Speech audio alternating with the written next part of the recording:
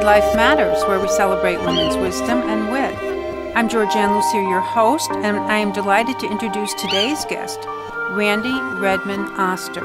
Randi is an electrical engineer who is on a quest to improve healthcare systems.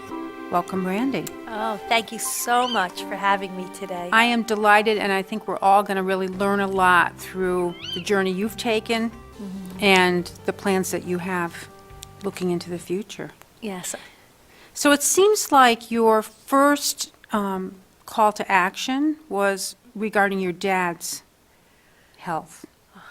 And how did you realize you had the power to have a second thought regarding the plan and responding to the recommended approach? It's such a hard time for an adult child because the realization that all of a sudden your father, who was there for you, that has turned, and it happened so quickly in the hospital. He had a brain tumor, and we had a decision to make. Should he go ahead with brain surgery, or should he not? And I was working for GE at the time. Like most sandwich moms, I had elder care, I had child care, and I had a corporate job where it's really hard for them to care because I had to deliver. And my boss called me, and I picked up my cell phone, and she could tell I wasn't where I said I was. And she said, "Randi, where are you?" And I said, "I'm in the hospital, and my father was just admitted, and we don't know what's happening, and he might have a brain tumor." And she, in typical GE fashion, I'll give her a lot of credit, she stopped and she said, "Randi, I'm going to tell you the most important thing that you need to know. The doctors will answer all of your questions, but they will only answer the questions you ask.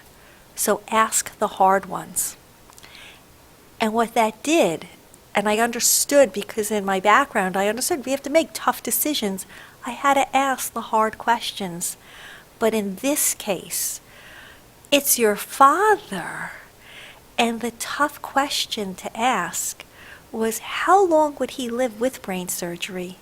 And then you found yourself advocating on behalf of your son, talking about being the sandwich generation with a chronic illness, many decisions to be made, many things not known, Right. perhaps as fully as you would like as you were making them.